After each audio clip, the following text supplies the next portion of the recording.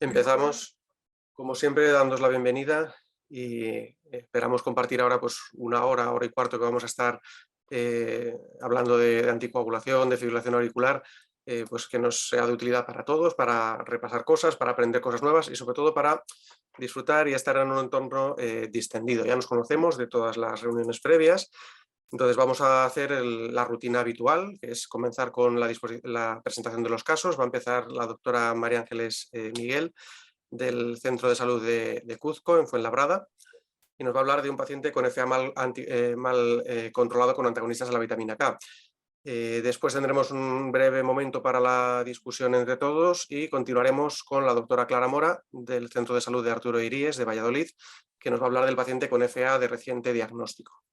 Se trata, como siempre, pues de revisar unos casos reales del día a día que vemos todos en la consulta habitual, y sobre esos casos pues luego comentaremos, debatiremos algunos aspectos que son de interés, son relevantes, y como ya hemos hecho otras veces, pues iremos hablando un poco más allá de lo que es la mera escala del CHAS-VAS, del Haslet que todos conocemos, sino que vamos a ver algún aspecto de interés para el día a día y que podemos utilizar, podemos sacar en claro para mejorar un poco el manejo de nuestros pacientes.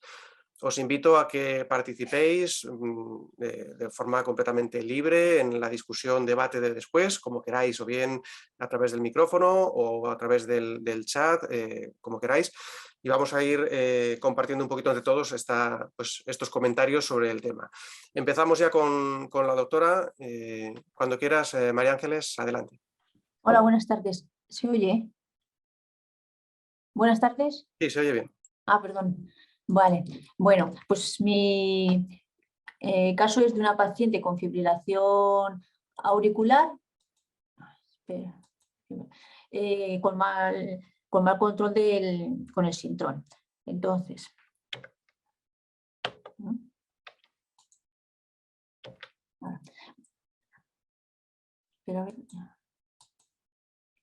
bueno, se trata de una mujer de 66 años en la actualidad, es viuda desde hace un año, está jubilada, ha trabajado como auxiliar en una residencia de ancianos, tiene 3 hijos, están casados y ella vive sola.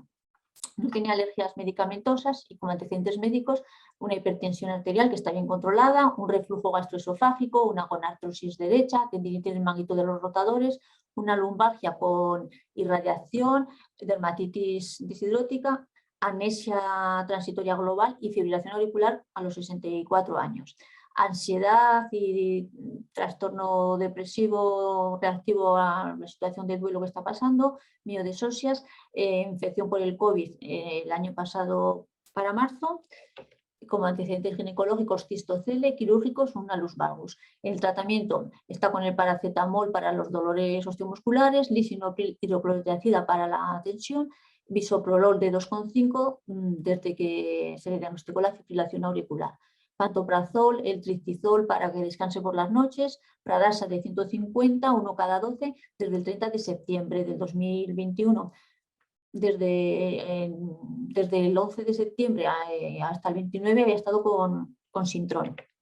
De esto se trataba de una señora que el día 11 de septiembre presenta un cuadro de anexa global transitoria, por lo que su marido se asusta y la lleva al servicio de urgencias. En el servicio de urgencias pues la atienden del hospital de aquí de Fuenlabrada, y salvo una auscultación cardíaca arrítmica a 130 latidos por minuto, lo demás estaba todo dentro de lo normal.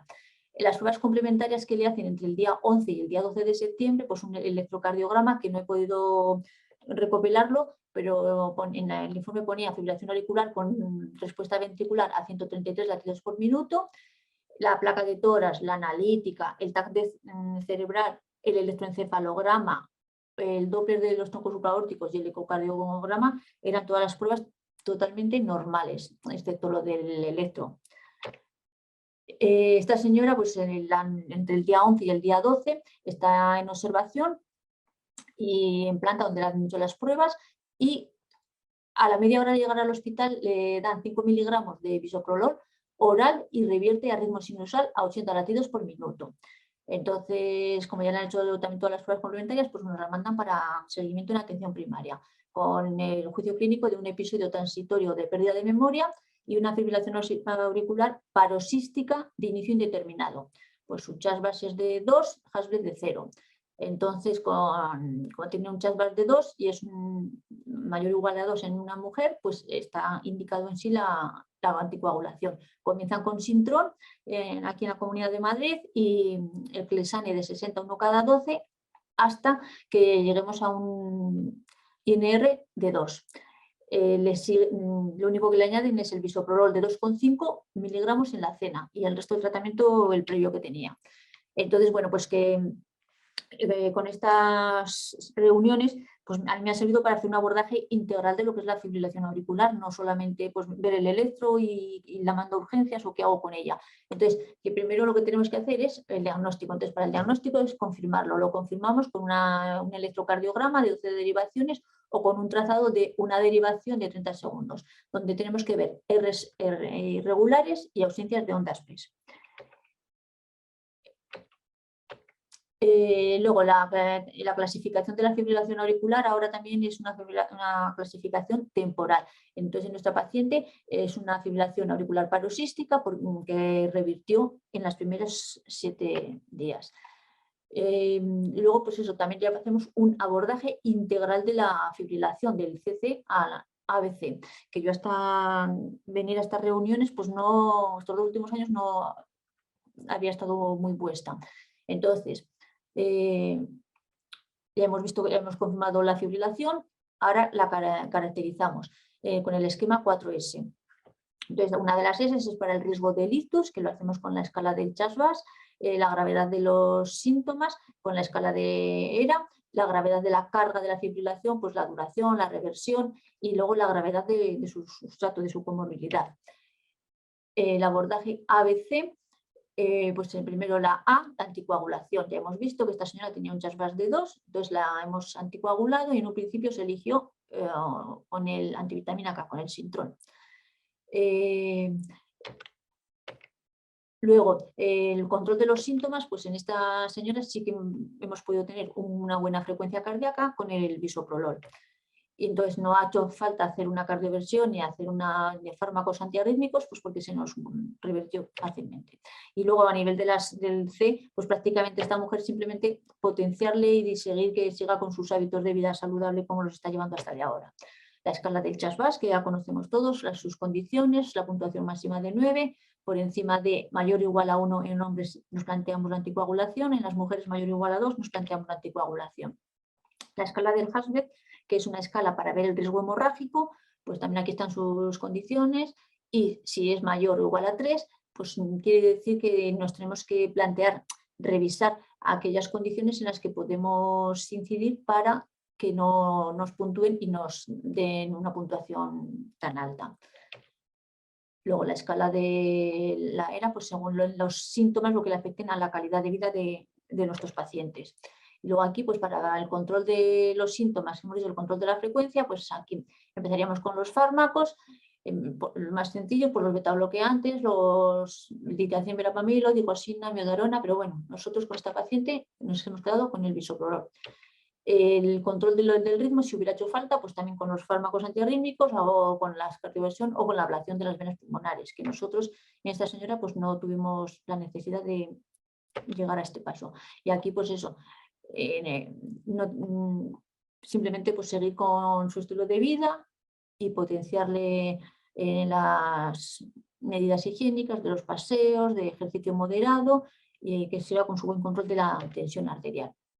Entonces esta señora nos viene al siguiente septiembre, en el 2020, porque durante el año le habíamos hecho los controles y prácticamente teníamos un TRT mayor del 70%. Entonces, bueno, se trataba de una mujer ya de 65 años, sin alergias conocidas, los factores de riesgo cardiovascular, simplemente la tensión, no tenía hábitos tóxicos, el tratamiento, pues el que hemos visto previamente, el Chasbas ahora ya es de 3, ya tiene 65 años, el Hasblet de 1, pero como está asintomática cardiovascularmente, tiene una creatinina, un aclaramiento del 91% y hay un buen control del INR y también un buen control de sus tensiones. El electro seguía en ritmo sinusal, le habían hecho un holter en julio, en el que no se observaban salvas de la fibrilación auricular, por lo que decimos que revisión al año siguiente con electroanalítica, a salvo que hubiese alguna contraindicación, y que íbamos a ir viendo pues, la evolución del INR en sus controles. Esta señora en septiembre del 2021, pero bueno, que ya meses previos, pues ya habíamos visto que estaba presentando un control inadecuado del INR, porque tenía durante más de 7 meses un TRT inferior al 70%. Sí que este 2021 ha sido un año difícil para ella, pues cuando venía le comentábamos que no lo teníamos el INR en control, ella nos decía que no había habido incumplimiento, que no había habido sobredosis, tampoco había interacciones medicamentosas ni alimentarias. Sí que es verdad que en marzo cogió el COVID ella, que era auxiliar de clínica, se lo contagió al marido, que era un paciente oncológico, el marido murió en el hospital de COVID y la mujer se ha sentido con mucha carga la culpa por la muerte, también se ha jubilado este año. Total que ya cuando se pasó un poco el duelo, yo le dije que teníamos que tomarnos otra alternativa y ya nos planteamos lo de los anticoagulantes.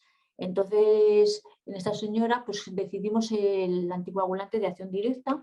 Aquí están que teníamos 15 mediciones del INR y de ellas solamente 4 estaban en rango. O sea que está muy por debajo del 70%. Entonces elegimos el dabigatran pues porque tenía un aclaramiento de creatinina del 89, tenía 66 años, no tenía alto riesgo de sangrado, no había interacciones farmacológicas, no tomaba el verapamilo y esta dosis nos han demostrado los estudios que tiene un beneficio superior a la warfarina frente al ictus y un riesgo de hemorragia grave similar a los antidicumarínicos. Entonces, esta señora, pues eso, la transición que le hicimos desde el Sintron hasta el dabigatran fue pues que el día que vino y nos planteamos el cambiar, pues tenía un INR de 2,9. Entonces le dijimos que ese día no tomase el Sintron, al día siguiente se lo volvimos a repetir y como ya se encontraba en 1,3, pues que ya iniciase con el dabigatran 1 cada 12 horas. Aquí están las pautas, las transiciones, aquí están los 4 anticoagulantes que tenemos, las dosis de cada uno de ellos y las condiciones en las que vamos a optar por una dosis o por la otra dosis. Entonces, que cuando los clínicos decidimos que el paciente tome un ACO, pues sobre todo nos fijamos en la pauta de dosificación, porque va a tener una relevancia a la hora de la adherencia al tratamiento, a la hora de si presenta una hemorragia menor o en los procedimientos o incluso si tiene algún olvido de la dosis. Y luego que la efectividad de los anticoagulantes de acción directa depende de su cumplimiento. Entonces, si hay un olvido de dosis, pues hay un aumento de riesgo tromboembólico.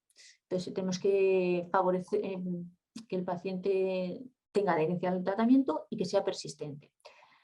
Luego algunas de las cosas que podemos decirle a los pacientes o que pueden venir a la consulta a preguntarnos, pues que si se ha olvidado una dosis, que no se tome 2 pastillas, doble dosis. Sí que se podría tomar la pastilla si en los de vida, en los que se toman de 2 veces al día, si no han pasado 6 horas desde que el olvido. Y en los de 24 horas, pues sí que se puede tomarlo si no han pasado 12 horas. Si el paciente se ha tomado una doble dosis, pues en los que se toman 2 veces al día, se saltaría la siguiente dosis.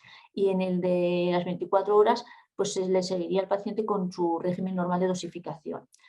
Si el paciente duda si ha tomado la medicación, pues en los de que se toma 2 veces al día, le podemos decir que no se la tome y la toma siguiente que se la tome con su hora habitual. Y en los de que es de una sola vez al día, pues sí que le podemos aconsejar que se la vuelva a tomar, porque hemos visto que si no se la ha tomado y pues medicación no tomada, pues no está protegido. Luego la periodicidad de las visitas. La periodicidad, pues es, en principio una vez al año, si el paciente tiene un aclaramiento de creatinina por encima del 60 o no se acompaña de edad mayor de 75 años, no es un paciente frágil. Y si tiene el parámetro de creatinina por debajo de 60, pues iremos haciendo lo de la regla del 10. También vamos a ver al paciente en la consulta, se lo diremos cuando le prescribamos, pues siempre que haya alguna circunstancia que pueda afectar a su seguridad o a su eficacia en el tratamiento, pues como sobredosis que hemos comentado hace un momento, o si hay algún efecto secundario, algunas complicaciones, algunas alergias, algunas cirugías, para poder orientar al paciente y saber qué hacer. Bueno, y si mi paciente hubiera tenido una toxicodermia, ¿qué haríamos? Entonces, nos suponemos que esta señora le damos se ha tomado el Pradarsa y el día 14 de octubre acude a la consulta por lesiones pruriginosas, unas máculas eritematosas que tienden a la confluencia en el tronco en las extremidades, no son evanescentes, que persisten más de 24 horas. Entonces se trataría de una hipersensibilidad de tipo 4, no mediada por inmunoglobulina E, no sería una anafilaxia. Este tipo de toxicotermias aparecen entre los 4 y los 21 días de iniciar un nuevo fármaco. Entonces en esta señora pues vemos que sí que en los últimos 2 meses hemos iniciado un nuevo tratamiento, no tiene fiebre, tiene buen estado general, no hay edema, no hay adenopatías, no hay afectación en las mucosas, no hay el signo de nicosis está ausente, entonces se retira el fármaco, se hace la declaración del RAN, se deriva a alergología, se da tratamiento sintomático si precisa algo de corticoide o algún antihistamínico. Y luego, ¿qué haríamos con esta señora? Pues como esta señora hemos visto que había tenido una labilidad del INR previo pues, de 15, solamente había tenido 4 en rango, a pesar de que tenga un SAMe-TTR2 pues de 1, y ya también las preferencias de la paciente, ahora está viuda, vive sola, de vez en cuando se va a casa de alguno de los hijos que viven en Cuenca, pues le da más libertad llevarse la medicación que no estar pendiente del control del sintrón. Entonces elegiríamos pues, otro anticoagulante de acción directa. Aquí sería pues eso, la transición, y aquí pone la transición de un anticoagulante a otro anticoagulante. Y pues ¿cómo haríamos el cambio? Pues lo iniciaríamos en el momento de la siguiente dosis, le daríamos el nuevo anticoagulante, salvo que hubiera alguna situación especial como una insuficiencia renal. Esto del cambio de una coauco, salvo la diapositiva anterior donde lo especifican así un poco, pues yo lo he sacado también de esta referencia bibliográfica. Y luego aquí, este es el formulario que tenemos en la Comunidad de Madrid para el visado y la prescripción de los anticoagulantes de acción directa. Estos son los pasos que tenemos que hacer aquí para prescribir los anticoagulantes. Aquí elegimos el fármaco, aquí ponemos el motivo por el que lo seleccionamos, que en este caso fue pues, que no teníamos el INR en control. Aquí lo justificamos en el comentario de texto y luego ya pues le damos a aceptar, está en rojo, lo avisa la inspección, se nos pone azul y luego ya cuando lo ha avisado pasa a verde y ya lo puede coger el paciente en la farmacia. También en los protocolos de atención primaria de aquí en Madrid, pues también ponemos tratamiento ACOZ en los protocolos y también nos da una valoración inicial en el que podemos ver el control y el seguimiento de estos pacientes, la indicación. Vemos también la escala de CHAS, la de Hasbled. Y luego tenemos las interacciones, las contraindicaciones, el ajuste de dosis, las características farmacológicas, las recomendaciones y las consultas de seguimiento. La exploración, pues sobre todo es una exploración aquí física, perfil hepático, perfil renal. En las complicaciones y seguimientos, por lo que hemos visto, si se va a someter a algún tipo de cirugía, pues también se puede sacar aquí la estratificación del riesgo de sangrado y ya pues nos ayuda a ver qué es lo que tenemos que hacer, un algoritmo de manejo en este paciente. Aquí tenemos si es cumplidor o no es cumplidor para ver si tiene adherencia o no. Y luego aquí también veríamos el seguimiento, que es lo que hemos comentado anteriormente, dependiendo de su aclaramiento de creatinina. Luego, como conclusiones, la fibrilación auricular es la arritmia sostenida más frecuente en adultos, es una gran carga tanto para médicos, pacientes y sistema sanitario. El diagnóstico pues, con el electrocardiograma, las clasificaciones, un patrón temporal y que vamos a seguir el esquema 4S y y el abordaje integral por la vía del ABC. Y luego ya las herramientas que yo me he sacado para tenerlas y para dejárselas también a los residentes cuando nos enfrentemos a una paciente con fibrilación auricular, pues son estas, la de primero confirmaremos, luego caracterizaremos, veremos aquí el ABC con las distintas escalas que tenemos y cogemos el síndrome, pues ahora ya utilizaremos el SAMETT2R2, que yo hasta estas reuniones no lo había utilizado, ahora sí que lo estoy manejando. Y luego aquí pues es el tratamiento de la Comunidad de Madrid.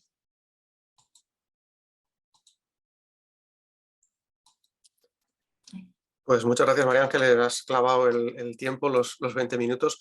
Yo creo que ha quedado muy claro. Hay muchas cosas interesantes en este caso. Lo primero de todo es la forma de empezar cuando decías que hay que hacer un abordaje integral. Es decir, es verdad que la fibrilación auricular nos salta automáticamente la alarma de anticoagular al paciente, ver si hay que poner una anticoagulación, que efectivamente es de lo más importante, pero no es lo único. Y eso del abordaje integral es fundamental, porque si tenemos un paciente con sus comorbilidades, tiene la hipertensión maltratada, tiene un hipertiroidismo o un hipotiroidismo, no está bien tratado, es imposible que ese paciente tenga bien controlada la fibrilación auricular si no tenemos el resto de comorbilidades en su sitio. Por tanto, creo que estas guías del año 2020 de la fibrilación auricular son bastante buenas en ese sentido, en cuanto a que nos hacen pensar no solo en la anticoagulación, sino en el manejo global, integral del paciente. Y creo que eso es muy importante. Has hablado, como siempre, de la escala Stas-Bas, del Hasbled. Y una cosa que has pasado, pero me parece muy interesante, es lo de la transición. No es muy habitual, no es muy frecuente que un paciente que esté con un ACOZ haya que cambiarlo a otro ACOZ. Hay casos, pero no es lo más habitual. Pero sí es muy habitual pues, tener que pasar, por ejemplo, de una antivitamina K a un ACOZ, o a lo mejor tener que hacer una cirugía y nos planteamos si es necesario o no la terapia puente con heparinas, o si es necesario o no una suspensión temporal del fármaco. Y creo que eso sí que es importante, saber un poco esa transición de la anticoagulación, cómo hay que hacerla. Y en ese sentido nos puede ayudar, ya hemos hablado más veces en estas reuniones de la herramienta de la aplicación QXAPP, que es una herramienta, una aplicación informática que han hecho muchas sociedades en conjunto y que tú propones qué proceso tiene el paciente, si se va a sacar una muela, si va a someterse a una cirugía dermatológica o una oncológica de colon, y en base a las características del paciente, la medicación que tiene y el riesgo isquémico y hemorrágico, te dice pues, si tienes que suspender una dosis, 2 o 3, si hay que hacer terapia puente o no y cómo hacerlo. Y eso creo que es muy interesante. Y luego, yo en cardiología lo veo poco, pero probablemente vosotros en atención primaria veáis muchísimo dudas del paciente acerca del el uso de los anticoagulantes, como eso que comentabas, de qué hacer si me olvido una dosis. O no sé si la he tomado o no sé si tengo que tomarla porque han pasado ya 4 horas. Creo que esos consejos son muy importantes. ¿Es habitual que tengáis este tipo de consultas por parte de los pacientes de qué hacer ante un olvido de la dosis o no sabe si la ha tomado o no?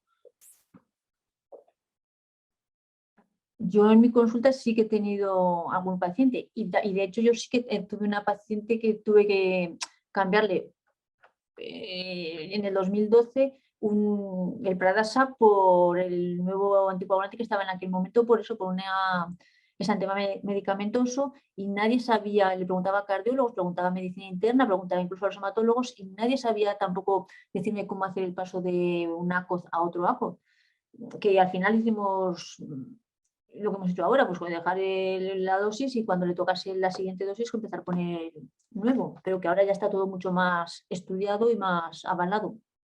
Sí, eso es así. Yo me acuerdo cuando empezaron los anticoagulantes directos que no era una cosa excepcional encontrarte en la consulta un paciente al que le habían prescrito su anticoagulante directo, ya fuera el dabigatran o cualquiera de las anti-10A, y además 2 o 3 días de heparinas de bajo peso simultáneas, lo cual eso ya sabemos que a día de hoy no tiene ningún sentido, pero al principio cuando empezamos con el manejo de estos fármacos, quizás por desconocimiento, pues sí que teníamos los protocolos mal establecidos o no éramos muy conscientes de cómo hacer las cosas. Creo que esto es importante y es relativamente sencillo, es lo que has dicho, es decir, si es tan sencillo como hablamos de fármacos que tienen una vida media de entre 9 y 15 horas aproximadamente, y el inicio de acciones a las 2-3 horas de la toma. Es tan sencillo como cuando vaya a tomar la siguiente toma, cambiarlo directamente por el nuevo. Es algo bastante fácil. Yo os cuento un poco también cosas que hemos visto en la vida real. Cuando hemos visto un paciente, por ejemplo, con un ictus isquémico, a pesar de estar bien anticoagulado con una antivitamina K, con un Sintrom, que hemos visto casos, en nuestro caso lo que intentamos hacer es poner algo que sea superior a la anticoagulación con antivitamina K, y en ese sentido el Dabigatran lo demostró en el estudio RELAY. Pero, ¿qué hacer, por ejemplo, si un paciente está con una antidieza oral y tiene un ictus? ¿O qué hacer si está con un inhibidor directo de la trombina, como el Dabigatran, y tiene un ictus? Nosotros lo que hacemos en estos casos es cambiar de familia. Es todo empírico, es decir, no hay grandes estudios que hayan recopilado estos casos para ver qué es lo mejor en cada caso de ellos. Pero si tú tienes un paciente que, a pesar de estar bien anticoagulado, te aseguras de que el paciente toma las medicaciones, lo hace bien, si tiene un evento isquémico, a pesar de esa correcta anticoagulación, intentamos cambiar de mecanismo. Intentamos ver otro por si en ese paciente en concreto pues fuera mejor otro tipo de anticoagulante. Antiguamente lo que hacíamos era añadirle aspirina o subir el INR en el caso de las antivitaminas K, pero eso se ha visto que aumenta mucho el riesgo hemorrágico y tampoco le aporta mucho beneficio.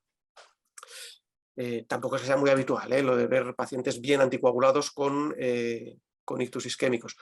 Sí es muy interesante lo que has comentado de todas esas herramientas que tenéis en la Comunidad de Madrid para evaluar un poco todas las características del paciente. Una de las cosas más importantes es saber si el paciente está tomando correctamente o no el anticoagulante directo. Eso con el Sintrom era fácil. Hacíamos el INR y si estaba correcto es que efectivamente se lo estaba tomando bien, pero aquí dependemos un poco de que el paciente pues realmente tome la pastilla, cosa que muchas veces no sabemos cómo monitorizarlo. Nosotros en Castilla y León sí que tenemos la posibilidad de ver el porcentaje de cajas que ha sacado correctamente de la farmacia a su tiempo, pero eso tampoco es una garantía de que una vez que saque el fármaco lo tome correctamente. Entonces, en ese sentido, creo que cualquier herramienta, cualquier cosa es interesante, y sobre todo incidir mucho en las visitas de los pacientes en la importancia que tiene este tipo de tratamientos y en la adherencia. Y un paciente, por ejemplo, el caso que has comentado, un paciente que está con antivitaminas K y está acostumbrado a tomar la antivitamina K, normalmente son pacientes muy metódicos que hacen bien las cosas. Y en estos casos es más fácil que continúen haciéndolo bien porque ya tienen su rutina de la anticoagulación, de que esto hay que hacerlo así, que hay que ser relativamente estrictos, y suelen hacerlo bien. Pero es importante que insistamos en la importancia que tienen todas estas cosas. No sé si alguno quiere comentar alguna otra cosa, algún comentario, algo para aportar aparte. Lo podéis hacer libremente con el micrófono, con el chat, con lo que queráis, en cualquier momento, sin problema, sin miedo.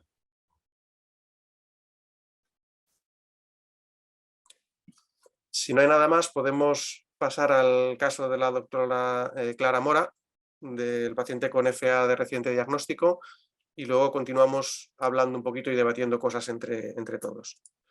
Clara, cuando quieras. Sí, a ver, un momentín.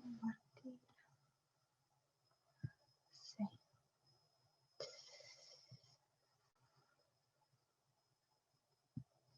Vale, ya se ve. Bueno, espera, porque es que claro, esto... A ver, me pongo... Así, ¿verdad? Sí, perfecto. Se ve, vale, perfecto. Bueno, pues yo soy Clara Mora, soy residente de tercer año y trabajo en el Centro de Salud de Arturo Iríes de Valladolid. Entonces, bueno, pues hago guardias en Centro de Salud y también en la urgencia hospitalaria, y este caso concretamente pues lo vi hace un par de semanas, más o menos. Entonces, lo titulo como inestabilidad y fibrilación auricular. Entonces, se trataba de un paciente de 77 años, un varón, que lo derivaba a la médico de la residencia y llevaba allí 2 años. Era independiente totalmente para las actividades básicas de la vida diaria, no tenía ningún tipo de alergia medicamentosa conocida y como antecedente quirúrgico solamente apendicectomía a los 17 años. Como único antecedente personal, una hipertensión que fue diagnosticada hace 2 meses y que estaba en tratamiento con valsartán de 80, un comprimido diario. Entonces, Como os he dicho, lo deriva la médico de la residencia por inestabilidad en la marcha y caídas frecuentes en la residencia, pues más o menos sí, desde hace una semana. Es lo que yo puedo ver en el informe, ¿no?, que ella realiza. Entonces, preguntándole un poquito al señor, porque la verdad que el señor colaboraba perfectamente, me contaba que había notado una pérdida de fuerza en la pierna izquierda desde una semana, o sea, cuando ha empezado todo este tipo de clínica, y además una sensación de acorchamiento, como si fuesen parestesias, pero tampoco eran parestesias, más como acorchamiento. Y que esto le ha producido pues, unas caídas más o menos de 2-3 a la semana, pero que no habían tenido ningún tipo de repercusión, o sea, no le dolía ninguna extremidad, ni tanto superior ni como inferior. Entonces, claro, le pregunto un poquito más, haciendo un poco más la anamnesis completa y refiere que no tiene ni mareo, ni cervicalgia, ni acúfonos, ni dolor torácico, ni palpitaciones, tampoco dolor en el abdomen, clínica urinaria, y las deposiciones eran totalmente normales y de aspecto y color normal. Entonces, bueno, ya pues procedo a la exploración y vemos que está hemodinámicamente estable, conserva buenas tensiones, la saturación bien, la frecuencia cardíaca estaba normal. El señor perfectamente colaborador, yo le vi buen aspecto, buena cara y respiraba normal. Entonces la neurológica presentaba un Glasgow de 15. Sí que le puse a caminar en el box de urgencias y tenía una marcha con pasitos cortos y como que estaba un poco inestable y tenía miedo a la caída. Entonces pues le iba sujetando porque digo, bueno, a ver, no se me vaya a caer aquí. Y vi que sí que tenía una ligera desviación de la comisura bucal hacia la izquierda. Entonces le pregunté que si él había notado pues alguna simetría facial que no fuese suya y la verdad es que no me supo contestar el señor, pero bueno, yo sí que lo noté, mínima, pero estaba ahí. Después la fuerza y la sensibilidad a la exploración fueron totalmente normales y el resto normal, rigurosamente normal. Cabeza y cuello también sin ningún tipo de alteraciones, yo no palpé adenopatías laterocervicales ni tampoco signos de ingurgitación yugular. La auscultación, pues bueno, la auscultación sí que era rítmica y no escuché soplos. Y en la pulmonar, totalmente normal, ventilaba bien en todos los campos y tampoco escuché ningún ruido patológico. Después, lo que viene siendo abdomen y extremidades inferiores, también no hallé ningún tipo de alteración. Entonces, sí. Entonces, ante esto, bueno, pues solicité estas 4 pruebas complementarias, una analítica sanguínea, un electro, una placa de tórax y un TAC cerebral, porque mi primera sospecha es que, bueno, pues ya que le vi arrítmico, pensando en que podría ser una fibrilación auricular, y bueno, pues esa exploración neurológica que no fue del todo normal, pues digo, a ver si este señor ha hecho una ACV. Entonces, la analítica, el hemograma fue rigurosamente normal, no tenía leucocitosis ni tampoco desviación, la hemoglobina estaba en rango y tampoco tenía plaquetopenia. En la coagulación, mínimamente elevado el fibrinógeno, pero sin ningún tipo de repercusión. Y en la bioquímica, los iones estaban bien, la glucosa un pelín elevada, pero bueno, me había dicho que acababa de desayunar. Y sí que, bueno, mi sorpresa es que la función renal estaba disminuida. Tenía una creatinina de 1,45 y un filtrado de 43. Y bueno, le solicité la PCR que estaba en 4,9, o sea, totalmente normal. También le saqué una gasometría venosa para ver cómo estaba el equilibrio y fue totalmente normal. Y la PCR del COVID, por si acaso tenía que ingresar, que fue negativa. Entonces, el electro fue el que veis en la pantalla, que yo creo que se ve bien, ¿de acuerdo? Este es el electro que nos hicieron en la urgencia. Y bueno, pues si lo habéis visto, es una FA, ¿vale? O sea, totalmente arrítmico, a 70 más o menos, latidos por minuto, un QRS estrecho, y yo no vi ninguna alteración en la repolarización, más allá, pues esto de esta tira, de este ritmo, vamos, de esta arritmia y sin más. Entonces, la radiografía de tórax fue la que estáis viendo a continuación, que bueno, pues simplemente yo la definí como un signo de redistribución vascular. No me llamaba la atención de que tuviese ningún tipo de condensación ni tampoco de derrame, o sea, vi los senos bastante bien. Y comparando con previas, que pues siempre lo hacemos, pues era muy similar, ¿de acuerdo? Entonces, el TAC cerebral me lo informaron como que había una lesión aparentemente extraxial que dependía del margen derecho de la hoz. Entonces tenía esos diámetros, ¿vale? Los que veis ahí en el corte axial 5x1 y craneocaudal de 2, y eso, bueno, pues estaba condicionando un efecto masa con cierto desplazamiento. Entonces, los radiólogos sí que, bueno, pues me llamaron y, bueno, pues viendo un poco dónde se localizaba este tipo de tumoración, me dijeron que podía tratarse de un meningioma de aspecto atípico, porque, bueno, no es la zona típica de este tipo de tumores, pero que no sabían si podían descartar otro tipo, otro tipo histológico. Entonces necesitaban, bueno, pues confirmarlo, ¿vale? Hacer más estudios, en este caso una resonancia. Decían que la línea media estaba centrada y que luego también vieron un pequeño foco de malacia córtico-subcortical frontal derecha compatible con un infarto antiguo. Por eso, bueno, pues claro, la exploración neurológica y el TAC pues sí que me era compatible. No sé si la pérdida de fuerza que el paciente notaba y esa sensación de acorchamiento podía ser por el meningioma o bien por este infarto que había tenido previamente, ¿vale? Luego signos de atrofia córtico-subcortical dentro de los límites normal para la edad y leucoencefalopatía de pequeño vaso, como que la mayoría de los ancianos a una cierta edad pues tienen y no tienen más repercusión. Entonces, pues bueno, un poquito con todo, con el electro, con la analítica y con el TAC cerebral, revisé mejor la historia clínica, a ver los antecedentes y bueno, datos que tuviese pues el médico de atención primaria, que lo podemos ver pues en una pestaña que tenemos allí en el servicio de urgencias. Entonces, encontré que le habían diagnosticado de una fibrilación auricular en el 2014 y en ese momento pues ya había sido valorado por cardiología. Con 2 pruebas que le hicieron, un Holter, donde el 80% del registro estaba en FA, y luego un ecocardiograma, que bueno, os lo he copiado ahí todo, pero simplemente el resumen es que tenía un FA permanente, esto fue el informe del cardiólogo simplificado, con una cardiopatía hipertensiva, una hipertrofia ventricular izquierda leve con una función ventricular normal y una esclerosis valvular sin alteraciones funcionales de repercusión. Entonces, en resumen, pues una fibrilación auricular, ¿de acuerdo? Sin cardiopatía aparentemente estructural. Entonces, pues viendo un poco todo eso, lo que os digo, la historia, de mayo del 2014, que es cuando le ve el compañero, el cardiólogo, inicia el tratamiento con Xarelto, con el Rivaroxaban a 20 miligramos, un comprimido diario al desayuno. Entonces el informe fue que esto lo tenía que tomar el paciente de por vida, ya que se había pues diagnosticado y hallado este hallazgo. ¿Qué pasa? Que las analíticas en ese momento, la función renal estaba totalmente conservada, o sea, tenía filtrados por encima de 70.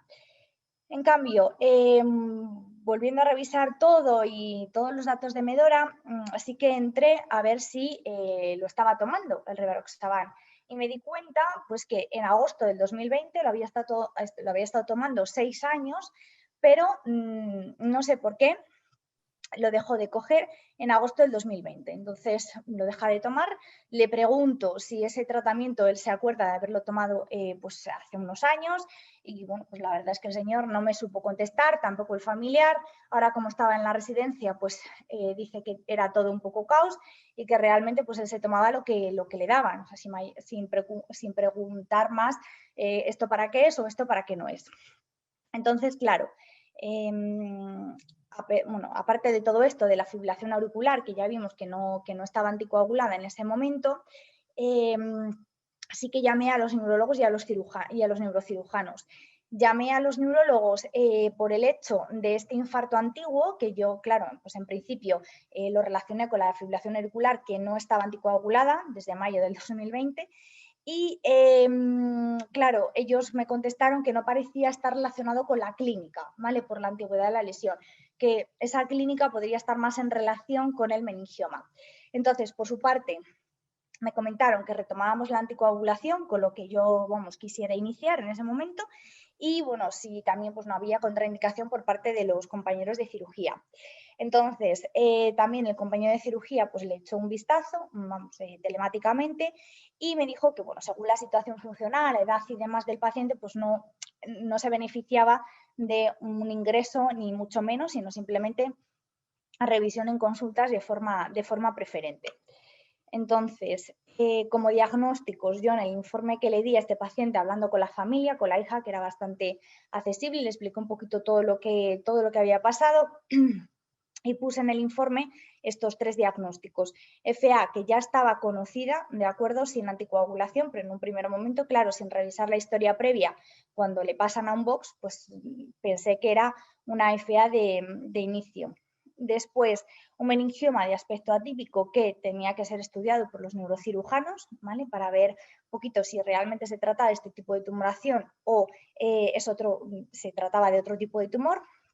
Y después un pequeño foco de malacia córtico-subcortical frontal compatible con infarto antiguo.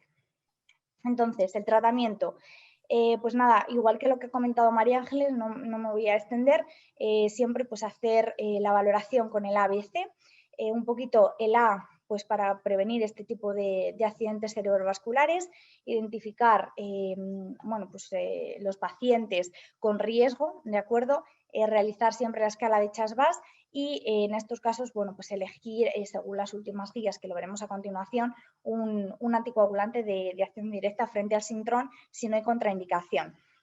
Después, evaluar los síntomas que tiene este paciente. En realidad, él simplemente contaba, no contaba clínica cardiológica, contaba una clínica más bien de tipo neurológico que bueno, pues en principio pues, se vio por todos los hallazgos, todas las pruebas de imagen que realizamos y claro, no le pusimos nada para el control de la frecuencia porque la frecuencia estaba bien y estaba tolerando bien este tipo de arritmias, no estaba inestable hemodinámicamente en ningún caso.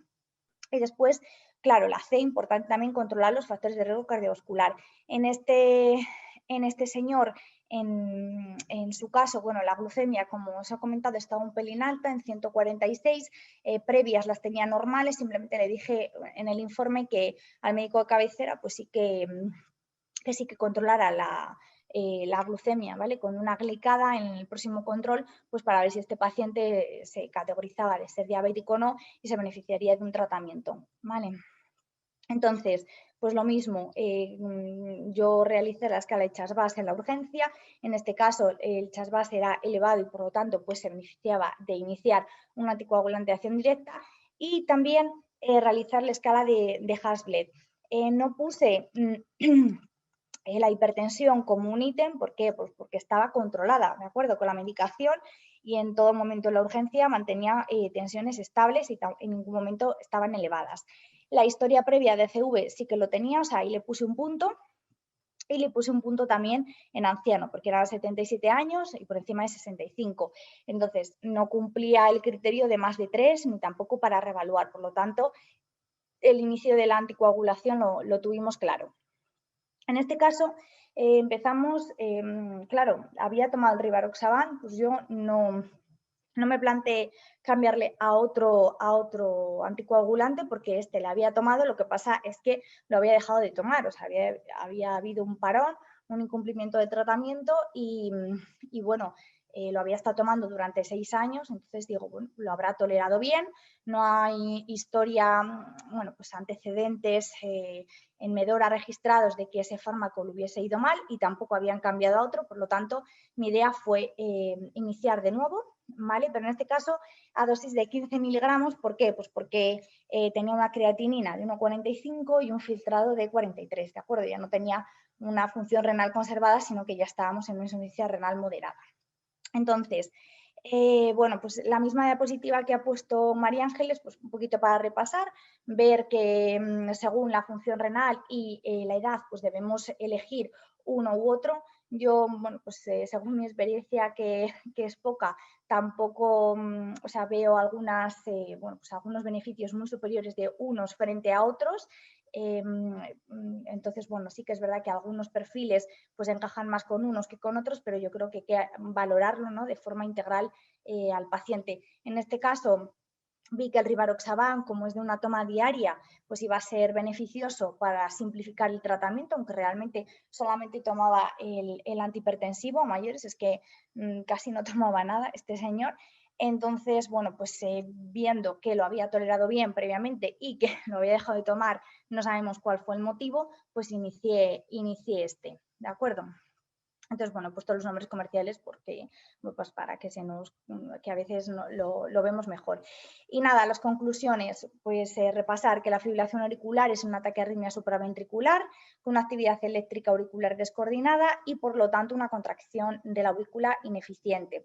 Que la prevalencia es bastante alta, 2-4%, siendo la arritmia sostenida más frecuente en adultos. Casi siempre en todas las guardias que hacemos es muy raro no ver un FA o bien de novo o bien una FA que pues, tiene un ritmo ventricular acelerado y bueno, pues el paciente viene inestable y sí que tenemos que controlar la frecuencia en este caso. Saber que, bueno, pues para nosotros es un reto, también para el paciente porque le genera bastante angustia y demás tener sobre todo pues los temas cardíacos sí que lo llevan bastante mal, vamos, por lo que veo y pues eso, que tenemos que hacer un poco pues un abordaje multidisciplinario y que el paciente también pues sea, yo creo, participe porque realmente es su salud, ¿no? Y preguntarle, pues mira, vamos a iniciar este tratamiento, ¿qué te parece? ¿Que no? Hay diferentes, pues este se tomaría 2 veces, este uno, entonces, bueno, también tener en cuenta su opinión que es importante. Lo mismo, saber que para el diagnóstico necesitamos un electro que lo confirme y en el electro tenemos que ver eso, los intervalos RR completamente irregulares, ausencia de ondas P y una actividad irregular, que es lo más importante. Entonces, lo mismo, repasar eso, el abordaje integral me parece fundamental, ver el riesgo de ACV, valorar los síntomas que en este caso el paciente no tenía clínica cardíaca, luego también las comorbilidades que vayan, bueno, que estén alrededor, pues la insuficiencia cardíaca, la diabetes, la hipertensión, bueno, pues en fin, un montón de ellas. Luego también, pues un poco la carga de la FA, la duración, la intensidad, ya os digo que este señor lo estaba tolerando perfectamente, y luego pues la gravedad, ¿no? O sea, todo esto que os he dicho, los factores de riesgo cardiovascular que son igual o incluso más importantes que controlar la FA. Por supuesto, nosotros desde atención primaria pues sí que estamos intentando un poco iniciar bueno, o llevar este tema, al igual que hacemos con la hipertensión o con la diabetes, que a lo mejor es un tema pues, que cuesta un poco más desde mi punto de vista, el iniciar un anticoagulante desde nuestro nivel asistencial, muchas veces por miedo de no saber si el paciente tiene una cardiopatía estructural o no, o cómo vamos a poner un anticoagulante si a lo mejor le produce una hemorragia y bueno, nos ponemos en lo peor, ¿no? Entonces, saber que no solamente, pues yo desde la urgencia, que a lo mejor no vuelvo a ver al paciente, pero que desde nosotros también, desde atención primaria, pues la relación con él, con la familia, con enfermería, incluso a veces con el farmacéutico de, bueno, pues se le ha acabado este fármaco y le hemos puesto la marca comercial, pues no le des luego la que no es comercial, o sea que un poco pues estar todos a una. Y luego las recomendaciones abajo de la prevención, que lo he sacado de las guías, eso, saber que ahora están indicados los anticoagulantes de acción directa, los nuevos frente al Sintrom, que en este caso sí, claro, siempre que no haya contraindicación, ¿vale? Cuando hay válvulas mecánicas o estenosis mitral de moderada a grave, que eso, bueno, pues lo veríamos con un ecocardio o bien muchas veces con la exploración, si encontramos un soplo o demás.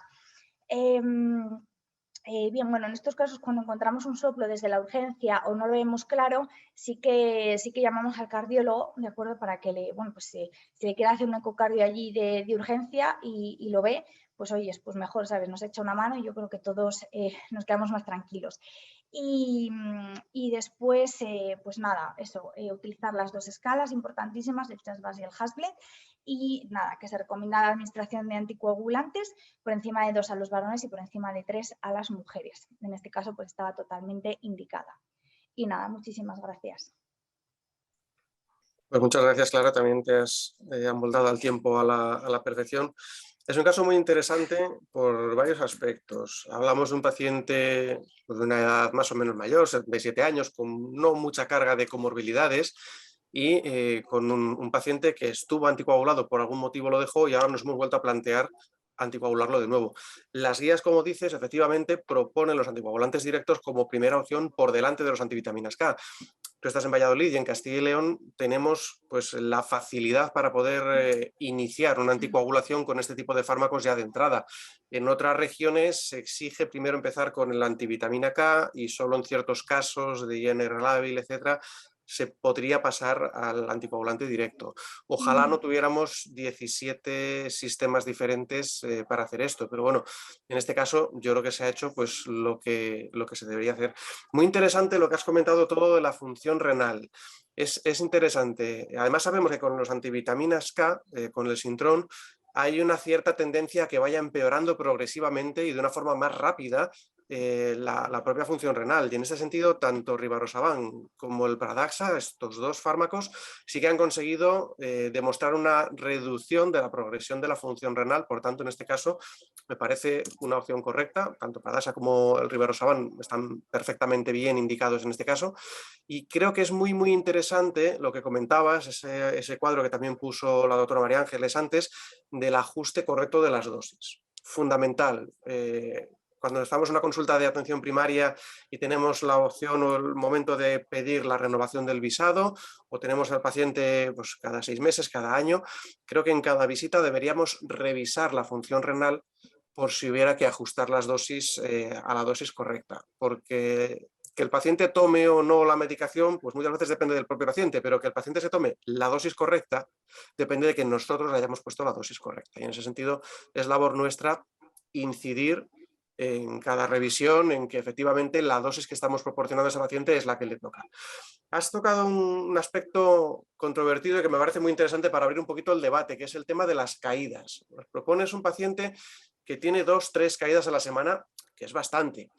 Y yo he oído casos, compañeros, donde pues, el hecho de ver un paciente con caídas muy frecuentes han preferido no anticoagularlo. En ese sentido, ¿tú qué opinas? ¿Crees que el riesgo de un sangrado por el propio golpe de la caída es superior al beneficio que le aportamos o merece la pena anticoagularlo? ¿Cómo lo ves? Bueno, la verdad es que, claro, el motivo de derivación fueron las caídas y la derivación fue para descartar algún tipo de fractura. En ningún momento la médico de la residencia sospechaba otro tipo de cosas. Entonces, claro, con la exploración que le realicé en un primer momento y en la auscultación, pues claro, dije, bueno, la sospecha fue de una CV. No activé el código ictus porque la clínica era de una semana y no estaba indicado, pero claro, a lo mejor si ese paciente llevaba un año sin anticoagular, me refiero a la clínica no tenía casi clínica cardíaca, pero le estaba provocando que muchas veces no sé si las caídas están relacionadas con la propia FA, no lo sé, porque ahí la verdad es que no me lo planteé, pero tampoco me planteé que, bueno, que las caídas le fuesen a provocar una hemorragia, o sea, más bien fue para evitar el riesgo de ACV. O sea, no sé, porque además tenía el paciente buena calidad funcional, no estaba en una silla y él habitualmente pues me dijo que caminaba bien, o sea, que él caminaba bien, lo que pasa es que se veía más inestable últimamente. Entonces, bueno, que iba con su bastón por la residencia y bueno, que nunca se había caído, exceptuando esta última semana. Entonces, claro, yo no sé si ya las caídas fueron que claro, el neurocirujano puede ser por el meningioma o bien puede ser, no lo relacionaron con el ACV porque ya las lesiones eran antiguas. Pero bueno, yo sí que no tuvimos duda en ningún momento de anticoagular. Es más, en este caso otras veces llamamos al cardiólogo para pues, salir de duda, pero entre el adjunto y yo sí que dijimos, este fármaco tienes que volver a reiniciarlo por el hecho de que el riesgo es alto, o sea, el Chas-Bas es alto, el Hasbled pues no tienes tanto riesgo de hemorragias, vamos, por lo menos lo vimos así, y creo que el beneficio es superior al riesgo en este caso. Hombre, si el paciente se vuelve a caer, en este caso nos hace un hematoma, empieza a sangrar o yo qué sé, se da en la cabeza y tenemos una hemorragia, pues evidentemente pues ahí ya las cosas cambian, ¿no? Pero no tuvimos ese caso. Entonces, ¿no? El planteamiento es totalmente correcto, es decir, hay un estudio hecho donde hablan de que harían falta más de 300 caídas para que el riesgo hemorrágico de los propios golpes fuera superior al beneficio clínico que le proponemos. Daos cuenta de una cosa, es que cuando anticoagulamos a un paciente con FA, lo que intentamos siempre es evitar los eventos isquémicos. ¿Que vamos a tener un poco más de riesgo hemorrágico por la propia anticoagulación? Sí, pero es mucho peor para el pronóstico del paciente tener un evento isquémico que tener un evento hemorrágico, que muchas veces son hemorragias menores y no son muy importantes. Otro punto interesante de la presentación que comentabas es ese hallazgo casual de la imagen en el TAC, donde te puedes plantear también a ver si anticoagular a un paciente con una lesión intracerebral, eso le puede suponer un problema, y ahí creo que está muy bien hecho lo de la interconsulta en neurocirugía para evaluar un poco ese riesgo hemorrágico. Y efectivamente, en este caso, el meningioma atípico no tiene por qué dar mayor riesgo de sangrado. Hay lesiones y lesiones. Y en este caso, salvo que la lesión tuviera muchísimo riesgo de hemorragia intracraneal, merece la pena anticoagular. Es más, si crees que puede tener un poco más de riesgo de sangrado, lo que tienes que hacer sí o sí es proponerle un anticoagulante de los tipos directos, no una antivitamina K, que todos ellos, los 4, tienen menos tasa de hemorragia intracraneal. Esto a veces con un TAC no, pero con una resonancia vemos unas lesiones que los radiólogos llaman leucoaraiosis, que son unas lesiones que como mayor predisposición a tener sangrado intracraneal. Como tengas ese dato, sí o sí tienes que ir focalizado por un anticoagulante de acción directa que tienen entre un 50 y un 70 menos por ciento de riesgo de hemorragia intracraneal. Por tanto, en este caso creo que también es importante incidir en que no todas las lesiones intracerebrales constituyen una contraindicación absoluta para la anticoagulación, y en este caso se ha hecho de forma correcta. No sé si alguno de los que estáis por ahí queréis comentar alguna cosa más.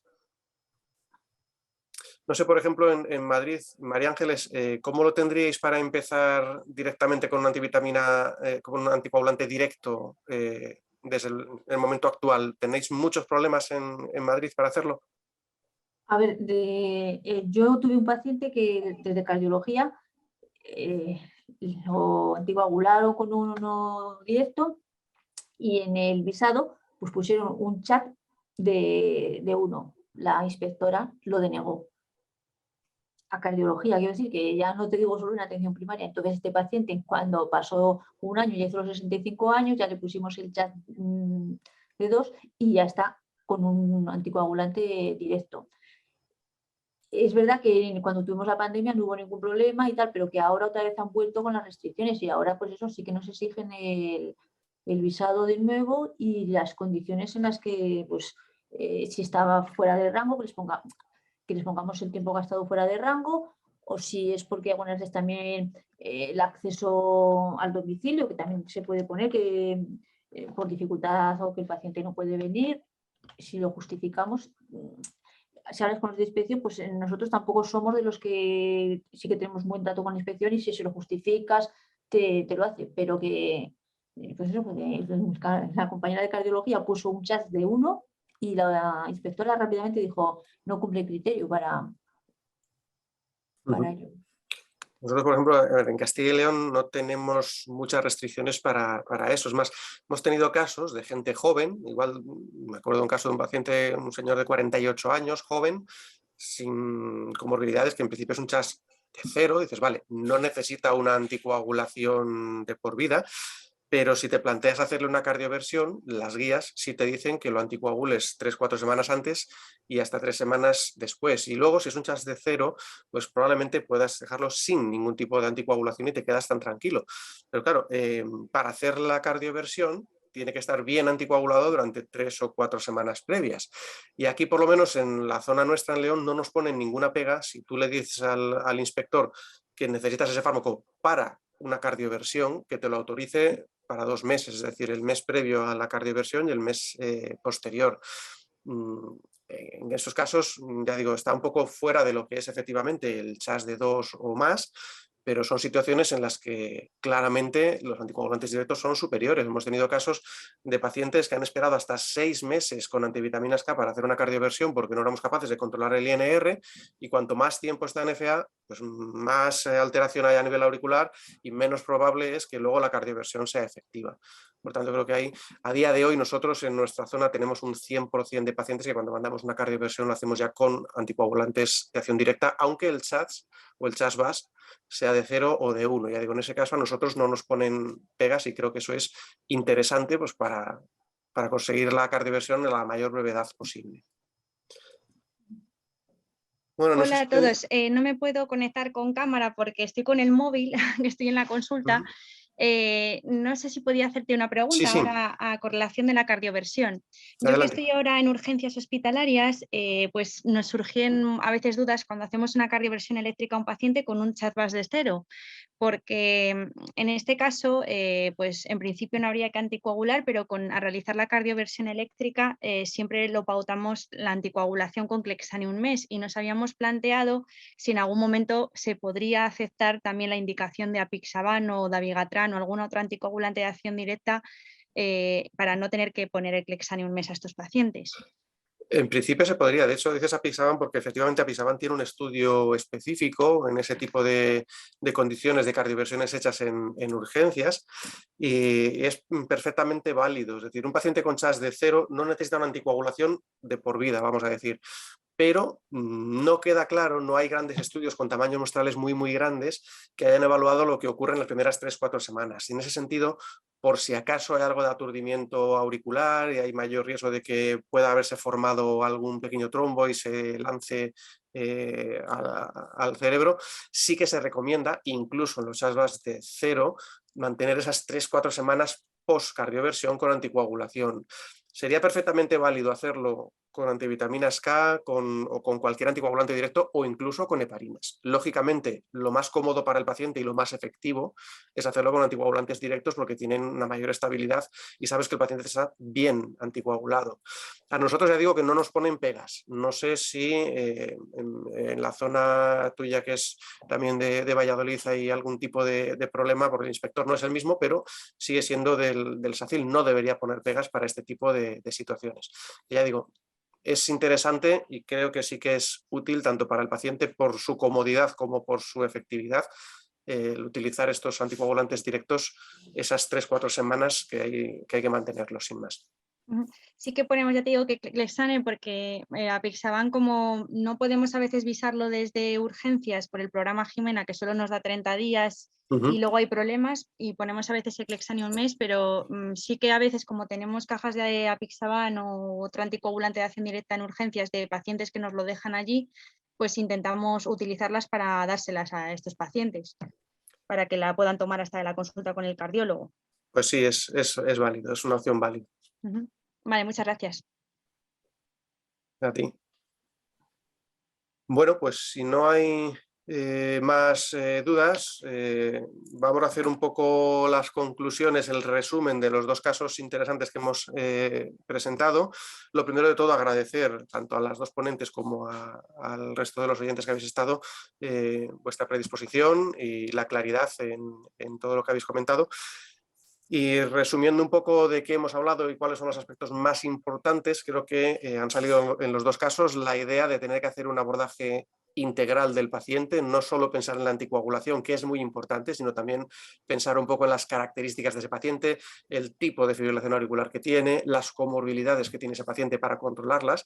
Y en ese sentido, repasando un poco el CHAS+ y el HAS-BLED, sabemos que el CHAS+ pues son un poco los antecedentes que tiene el paciente, sobre eso no podemos intervenir, pero en el HAS-BLED sí nos aportan datos que podemos mejorar, por ejemplo, pues consumo de alcohol, consumo de ciertos fármacos que podríamos intentar evitar si no son estrictamente necesarios, control de la tensión arterial, y eso conseguiría reducir mucho el riesgo hemorrágico del paciente.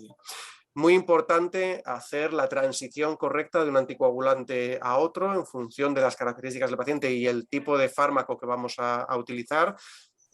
Mirar lo de los olvidos de la dosis, si se ha olvidado la dosis y ha pasado menos de la mitad del tiempo hasta que vaya a tomar la siguiente, se puede tomar el anticoagulante directo.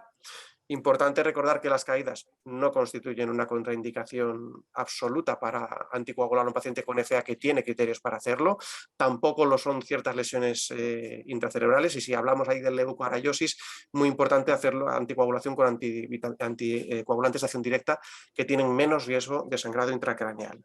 Y como siempre que utilicemos un fármaco anticoagulante de acción directa, hacerlo con la dosis correcta. Probablemente, si anticoagulamos con Pradaxa, con Rivaroxaban, con Apixaban, con Etosaban, con el que queráis, lo estamos haciendo bien. Lo que hay que hacer es anticoagular al paciente, pero hacerlo a la dosis que realmente necesita nuestro paciente. Y en ese sentido es labor nuestra revisar las analíticas, las condiciones clínicas de los pacientes para ver cuál es el mejor fármaco que le corresponde en cada caso.